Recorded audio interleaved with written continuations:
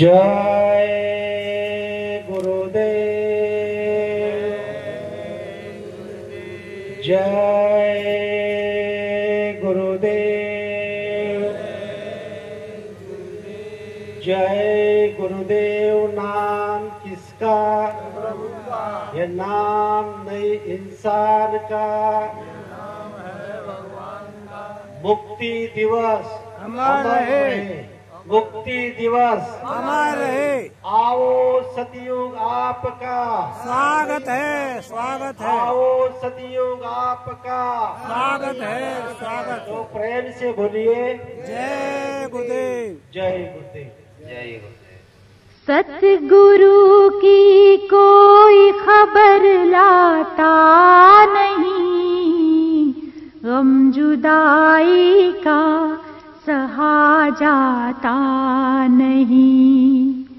सतगुरु की कोई खबर लाता नहीं, गम जुदाई का सहा जाता नहीं।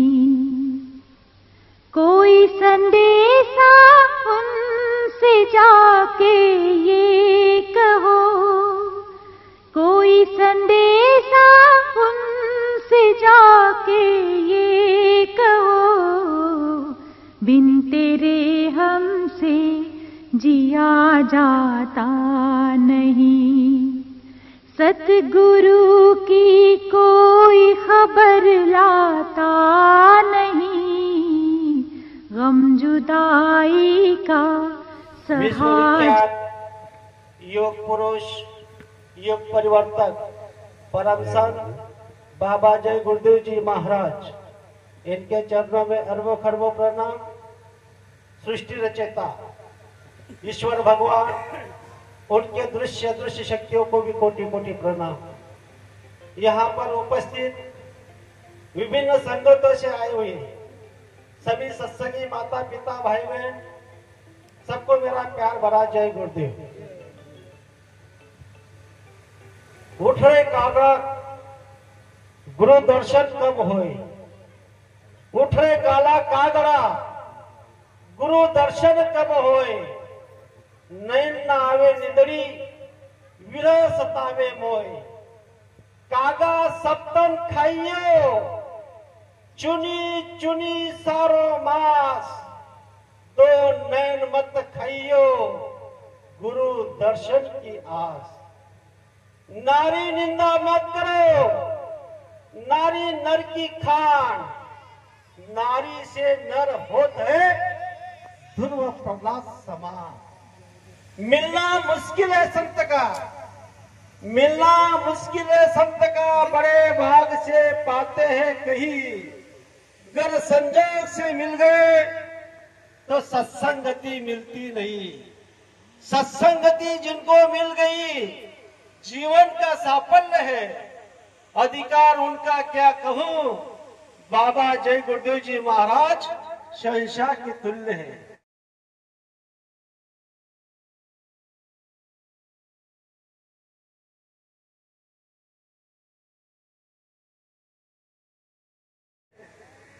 आज मुक्ति दिवस का पावन पर्व चल रहा है। विश्व के अंदर में भारत देश के कोने कोने में 23 मार्च मुक्ति दिवस का एक पावन पर्व पूरे हिंदुस्तान के अंदर में बाबा जय गुरुदेव जी महाराज की आवाज को, उनका आदेश को, उनका संदेश को पूरे विश्व के कोने कोने में सुनाया जा रहा है।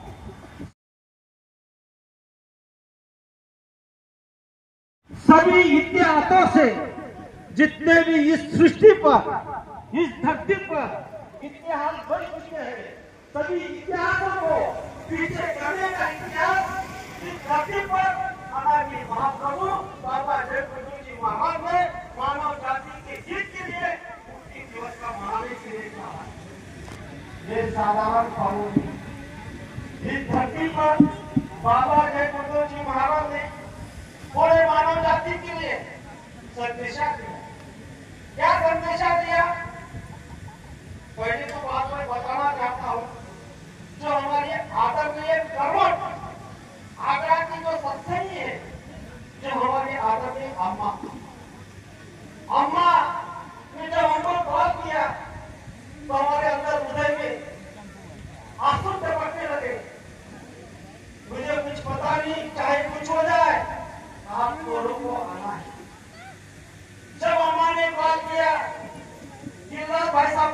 किया। तो विचार करो, आज इस धरती पर ये जो 23 मार्च का पावन पर्व मनाया जा रहा है, तो कुछ होगा, इतिहास कुछ बन रहा है, इतिहास कुछ बना है, और आगे क्या होने वाला है। तो हम आप लोग यहाँ जितने माता पिता भाई बहन इस जगह पर आए हुए हैं, आगरा की पावन धरती पर आप साधारण जीव नहीं हो। मुक्ति दिवस का पावन पर्व आप इस धरती पर मना रहे हो।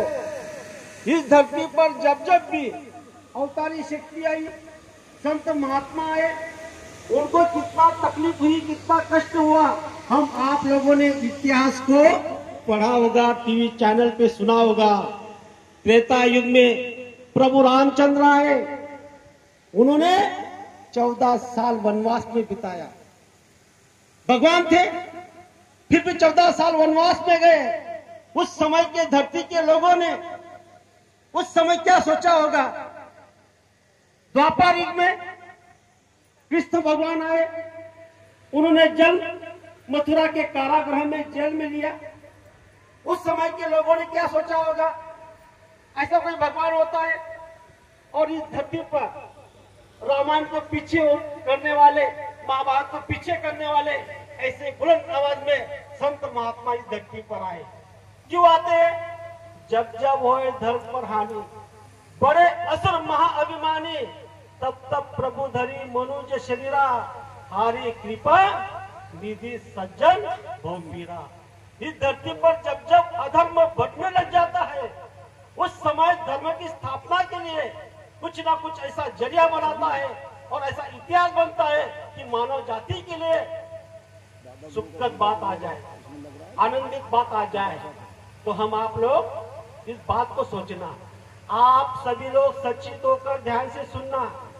आप कहां से आए, इस धरती पर क्यों आए, आपकी आत्मा कहाँ जाने वाली है, इस धरती पर कितने जीव जन्म ले रहे हैं। सिर्फ मानव जात नहीं, 184 योनि के कितने जीव जन्म ले रहे हैं, वो यहाँ क्यों आए, मरने के बाद आत्मा कहाँ जाती है, इसका पूरा भेद इस धरती पर बाबा जय गुरुदेव जी महाराज पूरे मानव जाति को समझा रहे हैं।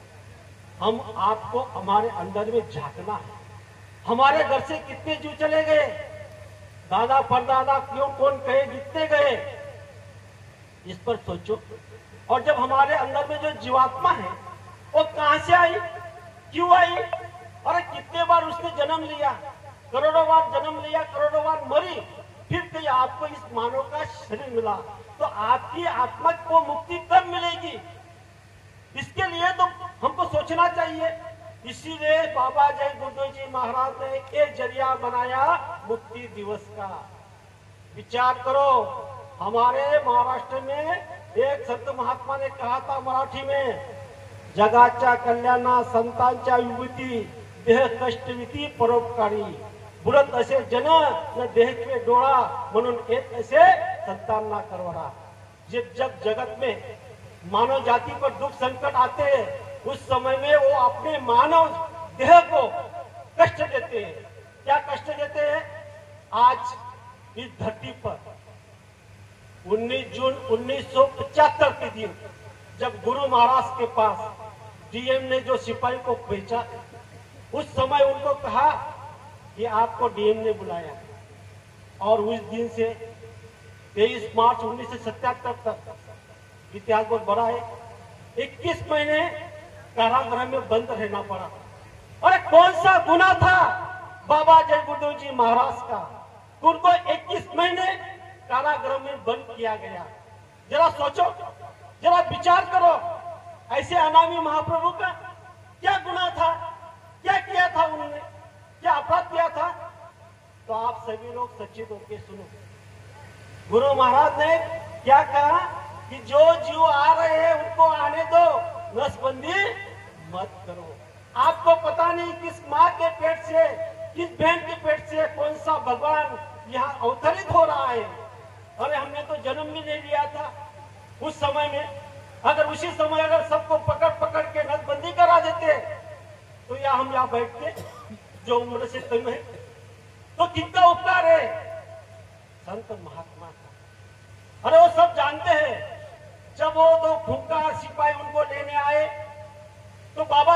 जी महाराज ने उनसे पहले कह दिया बरंडा में, अरे मैं तो आपका इंतजार कर रहा था। क्या कहा? मैं आपका इंतजार कर रहा था।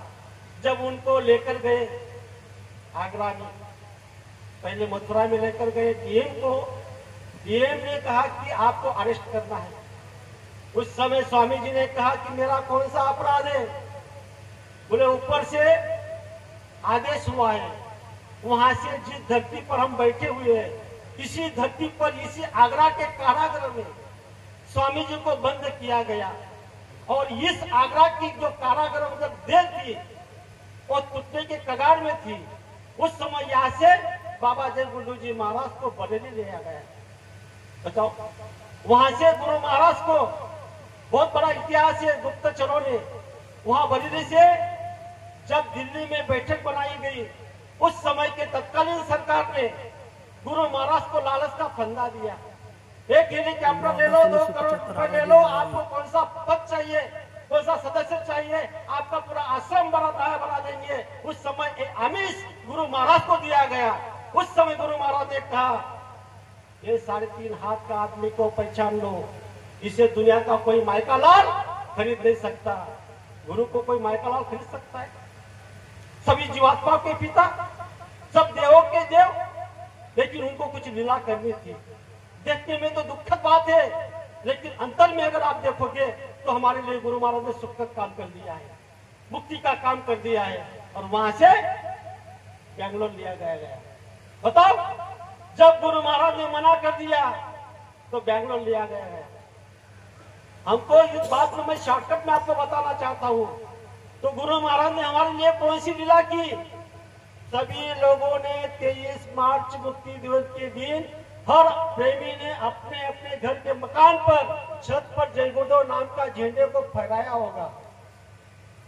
क्योंकि 23 मार्च से 30 मार्च तक ये पावन पर्व है, जिसे हम आपको सचेत होकर सुनाया, हमारी आत्मा के लिए बहुत लाभदायक है। जब आपने अपने छत पर जाकर जय गुरुदेव नाम का झंडा को फहराया होगा, गाड़ी पे झंडा को लगाया होगा, खेत में, खलियान में, जहां जहां हो वहां आपको जय गुरुदेव नाम का झंडा को लगाना है। लेकिन कैसे लगाना है? अगर आपने आरती मतलब जो प्रार्थना गुरु महाराज ने हम आपको समझाई, अगर वो नहीं सुनी होगी तो उसको आप घर जाके कर लेना। दीपक जला के अगर आपने झंडे को, वहां वो आरती को, वो प्रार्थना को सुनाया नहीं होगा तो वहां सुन लेना। अगर किसी की पाठ नहीं होगी तो एक कागज पे लिख लेना, वो इसी प्रार्थना। गुरु महाराज ने इस बात की भी हम सबको सूचित किया कि आओ मुक्ति दिवस मनाए, जय गुरुदेव ध्वजा फहराए। क्या समझा रहे हैं? आओ मुक्ति दिवस मनाए, जय गुरुदेव ध्वजा फहराए। इस तिथि को गुरु दर्शन पाया, काली रात समूल नसाया। आओ हम सब दीप जलाए, जय गुरुदेव ध्वजा फहराए। उस दिन हमको दीपक को जलाना है, झंडा के सामने दीपक को लगाना है, वहां आरती करनी है कि आओ हम सब दीप जलाए, जय गुरुदेव ध्वजा फहराए। आपातकाल के अंधियारी में गुरु को पकड़ा हत्यारों ने। विचार करो, आपातकाल थी उस समय में, हत्यारों ने किसको पकड़ा? गुरु को। कौन सा गुना था बाबा जय गुरुदेव जी महाराज का, फिर भी हत्यारों ने गुरु को पकड़ा? ऐसा दिन वो प्रभु कभी ना आए, जय गुरुदेव ध्वजा फहराए।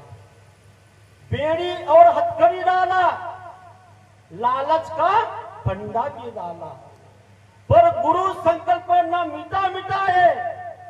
आओ मुक्ति दिवस मनाए। गुरु का संकल्प कोई मिटा सकता है? अरे गुरु ने कौन सा संकल्प किया होगा जीवों के लिए जो इस काम के लिए तैयार होंगे? अरे कोई साधारण आदमी के लिए अगर पुलिस का नाम निकलता है तो घबराहट होती है। जिन्होंने डाकू, टेकेदार ने, हत्यारों ने जो अपराध किया है, उसको जब पुलिस लेने के लिए आते हैं तो उसको कितनी घबराहट होती है। लेकिन स्वामी जी को बिना अपराध होते हुए लिया जाएगा। फिर आगे कहा कि नाना कष्ट गुरु ने झेला, जीवों के हित लीला खेला, ऐसे गुरु को धन्य मनाए, आओ मुक्ति दिवस मनाए। प्रार्थना में हम आपको एक एक वर्ड को अंदर में देखना है, झांकना है और उसको अंदर में ग्रहण करके वो आचरण में लाकर उस पर विचार करना है। जब विचार करोगे विरह से तो आपके आंखों से आंसू टपकेंगे। ऐसे आंखों से आंसू जब टपकेंगे तब आपको समझ में आएगा कि मेरे मालिक, मेरे बाबा जय गुरुदेव जी महाराज ने मेरे आत्मा के लिए क्या किया। अरे जो माता पिता हमारी आत्मा के लिए कुछ नहीं कर सकते, ऐसा काम इस धरती पर बाबा जय गुरुदेव जी महाराज ने किया हुआ है।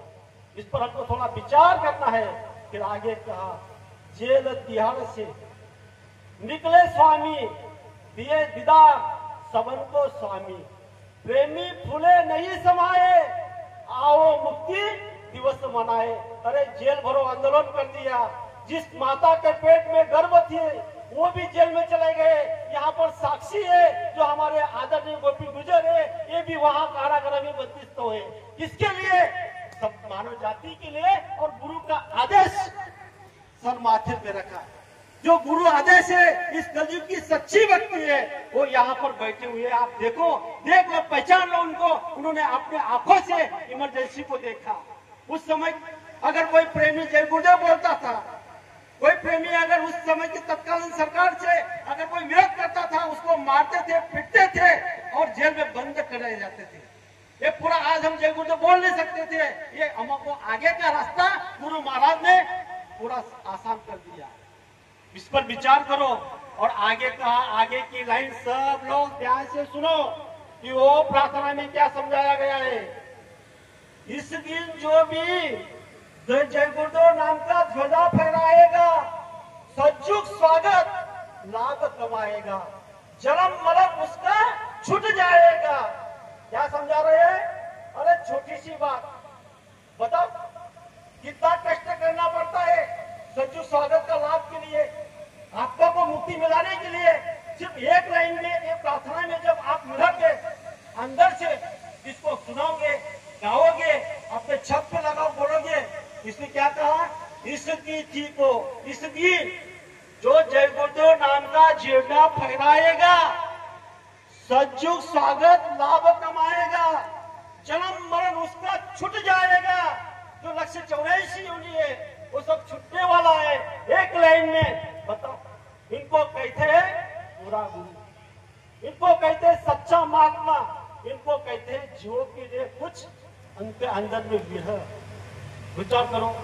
फिर आगे संत महात्मा कहते हैं, क्या कह रहे हैं उस लाइन में?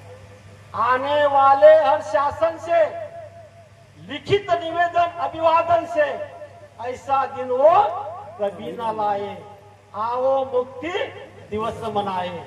पुनि पुनि वंदन गुरु प्यारे को, सूरत बसे हृदय प्यारे को, गुरु की दया गुरु की कृपा हम सब पाए, आओ मुक्ति दिवस मनाए।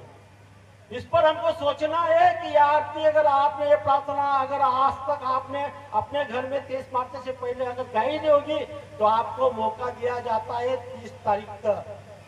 23 मार्च के दिन हमको झंडा को फहराना है और 30 मार्च तक वो झंडा को फहराते हुए 30 तारीख को शाम को उस झंडा को हमको नीचे उतारना है अपने घर में। उसकी क्या करना है? पूजा करनी, अर्चना करनी है। जब पूजा करोगे तो रात भर, रात दिन, एक रात के लिए वो झंडा को हम अपने घर में, मकान में रखते हैं। क्यों रखते हैं? आपने किसी जानकार से पूछा? ये बाबा जी ने जब आदेश दिया हुआ है कि आपको जय गुरुदेव नाम का झंडे को 23 तारीख को अपने घर के छत पे लगाना है और 30 तारीख को झंडा को उतारना है, सम्मान के साथ, फूलों के साथ, आंखों से विरह की तड़प करके, गुरु को याद करके जब आप वो झंडा को उतारोगे फिर रात भर में वो झंडा अपने मकान में रहेगा। उस झंडे को दूसरे दिन सुबह में नहीं लगाना है, दूसरा झंडे को लगाना है। 12 माह तक वो झंडा अपने, जहाँ हम धन रखते हैं, जहाँ पैसा रखते हैं, ऐसी तिजोरी में वो झंडा को लगाना है, वहां पैक कर देना है, दूसरा झंडा लगा देना है। देखो आपके पास में क्या आता है, आपके पास में क्या आता है, आपके अंदर, आपके घर में क्या परिवर्तन आता है, आप तक किसी ने किया? आपके अंदर में बुद्धि का कितना विवेक जागृत होता है, इस पर आपको सोचना है। तो यहाँ पर इस धरती पर सच्चा समृद्ध सदगुरु इस धरती पर आए हुए हैं। लोग देश और दुनिया के लोग मजाक समझते, भ्रम समझते, क्या कहते हैं, शब्द कहा मैं भवन नगर का, शब्द कहा मैं अगम नगर का, गुरु की पहचान है। आप सब लोग खूब पहचान सुन लो, गुरु की क्या पहचान है।